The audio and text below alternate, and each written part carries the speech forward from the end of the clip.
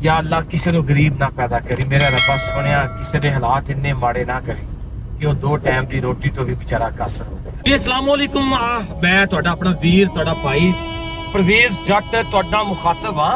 असी अज जा रहे हैं उस मजदूर के घर कि जिहदी वीडियो असी अज तो तकरीबन कोई 3 दिन पहले लगाई सी, जिन्होंने बहुत सारे लोगों ने देखा, बड़ा पसंद किया, बड़ा प्यार दिता, बड़े लोगों ने उनकी हेल्प की। अज असी ओदी पेमेंट देने वास्ते ਉਹਦੇ ਮਜ਼ੀਦ ਘਰ ਦੇ ਹਾਲਾਤ ਦੇਖਣ ਵਾਸਤੇ ਉਸ ਸਾਈਟ ਤੇ ਰਵਾ ਦਵਾ ਹਾਂ। ਉਮੀਦ ਕਰਦੇ ਹਾਂ ਜੀ ਇਨਸ਼ਾਅੱਲਾ ਸਾਨੂੰ ਆਪਣੇ ਘਰ ਜ਼ਰੂਰ ਮਿਲ ਜਾਏਗਾ ਔਰ ਅਸੀਂ ਉਹਦੇ ਨਾਲ ਬੈਠ ਕੇ ਗੱਪਸ਼ਪ ਕਰਾਂਗੇ, ਉਹਦੇ ਨਾਲ ਆਪਣੇ ਦੁੱਖ ਸੁੱਖ ਸਾਂਝੇ ਕਰਾਂਗੇ ਤਾਂ ਕਿ ਅਸੀਂ ਇਨਸਾਨੀਅਤ ਦੇ ਨਾਤੇ ਕਿਸੇ ਇੱਕ ਦੋਸਤ ਨੂੰ, ਕਿਸੇ ਇੱਕ ਫੈਮਿਲੀ ਨੂੰ ਸਪੋਰਟ ਕਰ ਸਕੀਏ, ਉਹਦੇ ਦੁੱਖ ਦਰਦਾਂ ਦੇ ਭਾਈਵਾਲ ਬਣ ਸਕੀਏ। ਸੋ ਉਸ ਖਿਦਮਤ ਖਲਕ ਵਾਸਤੇ ਅਸੀਂ ਉਹਨਾਂ ਦੇ ਘਰ ਵਾਲੇ ਪਾਸੇ ਰਵਾ ਦਵਾ ਹਾਂ। ਉਮੀਦ ਕਰਦੇ ਆ ਜੀ ਤੁਸੀਂ ਸਾਡੇ ਵੀਰ, ਸਾਡੇ ਭਰਾ, ਸਾਡੀਆਂ ਭੈਣਾਂ ਓਵਰਸੀਜ਼ ਪਾਕਿਸਤਾਨੀ ਜਿਹੜੇ ਪਾਕਿਸਤਾਨ ਤੋਂ ਬਾਹਰ ਬੈਠੇ ਨੇ, ਜਿਨ੍ਹਾਂ ਦੇ ਅੰਦਰ ਪਾਕਿਸਤਾਨ ਦੀ ਮੁਹੱਬਤ ਕੁੱਟ-ਕੁੱਟ ਕੇ ਭਰੀ ਹੋਈ ਹੈ, ਜਿਹੜੇ ਬੈਠੇ ਤੇ America, UK, Canada, England, London, Paris, Italy, Bahrain, France, ਲੇਕਿਨ ਉਹਨਾਂ ਦਾ ਦਿਲ ਪਾਕਿਸਤਾਨ ਦੇ ਵਿੱਚ ਧੜਕ ਰਿਹਾ ਹੈ, ਉਹਨਾਂ ਦੀ ਰੂਹ ਪਾਕਿਸਤਾਨ ਦੇ ਵਿੱਚ ਹੈ, ਉਹਨਾਂ ਦਾ ਬੁੱਤ ਭਾਵੇਂ ਉੱਥੇ ਹੈ ਪਰ ਉਹਨਾਂ ਦੀ ਰੂਹ ਪਾਕਿਸਤਾਨ ਦੇ ਵਿੱਚ ਫਿਰਦੀ ਪਈ ਹੈ। ਸੋ ਮੈਂ ਸਾਰਾ ਕ੍ਰੈਡਿਟ ਆਪਣੇ ਉਹਨਾਂ ਭੈਣਾਂ ਭਰਾਵਾਂ ਨੂੰ, ਆਪਣੇ ਵੀਰਾਂ ਨੂੰ, ਆਪਣੀਆਂ ਸੋਹਣੀਆਂ ਭੈਣਾਂ ਨੂੰ ਦੇਣਾ ਚਾਹਾਂਗਾ ਜਿਨ੍ਹਾਂ ਨੇ ਆਪਣਾ ਕੀਮਤੀ ਟਾਈਮ ਕੱਢ ਕੇ ਇੱਕ ਇਨਸਾਨੀਅਤ ਦੀ ਆਲਾ ਮਿਸਾਲ ਕਾਇਮ ਕਰਦਿਆਂ ਹੋਇਆਂ ਮੇਰੇ ਉੱਤੇ ਇਤਮਾਦ ਕੀਤਾ ਔਰ ਉਸ ਮਜ਼ਦੂਰ ਦੀ ਫੈਮਿਲੀ ਨਾਲ ਖੜੇ ਹੋ ਗਏ ਜਿਹੜਾ ਵਿਚਾਰਾ ਸਵੇਰ ਤੋਂ ਲੈ ਕੇ ਸ਼ਾਮ ਤੱਕ ਆਪਣੇ ਬੱਚਿਆਂ ਦੀ ਰਿਜ਼ਕ ਰੋਜ਼ੀ ਵਾਸਤੇ ਅੱਡੇ ਦੇ ਉੱਤੇ ਬੈਠਾ ਰਿਹਾ ਪਰ ਉਹਨੂੰ ਮਜ਼ਦੂਰੀ ਨਾ ਜੀ ਲੱਭੀ।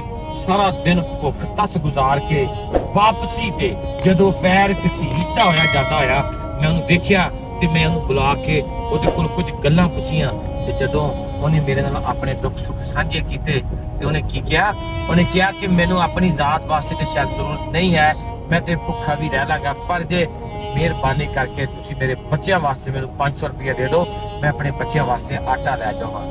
ਓਏ ਹੋਏ ਹੋਏ ਕੀ ਮੰਗਿਆ? ਬੱਚਿਆਂ ਵਾਸਤੇ ਆਟਾ। ਮੇਰੇ ਅੱਲਾਹ।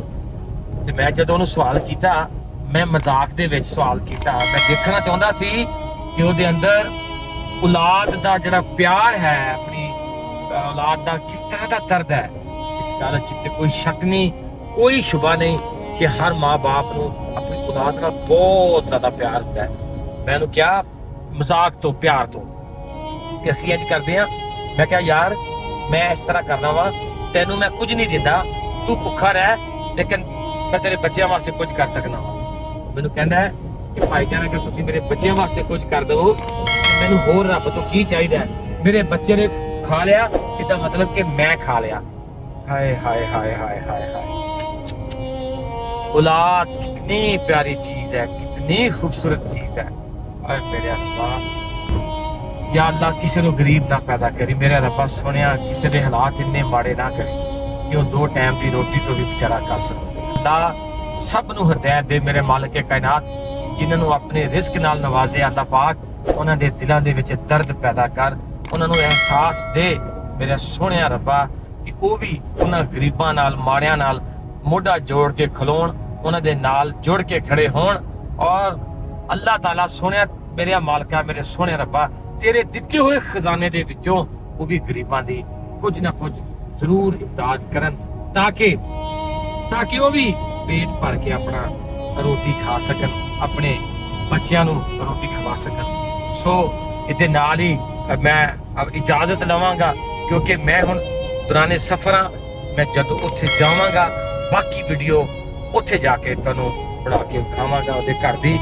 ਆਪਣਾ ਬਹੁਤ ਸਾਰਾ ਖਿਆਲ ਰੱਖਣਾ ਔਰ ਜੁੜੇ ਰਹਿਣਾ परवेज जट 7 टिकटॉक आईडी और just for humanity YouTube channel दे नाल और फेसबुक पेज फलाहे इंसानियत दे नाल। तुहानू अगर तुहाडे दिल च जज्बा है, अगर तुहाडे दिल विच गरीब गुरबा दी खिदमत करन दा तुहाडे अंदर एहसास है, दर्द है, ते इस अपने भाई नू जरूर जरूर कॉन्टैक्ट करना।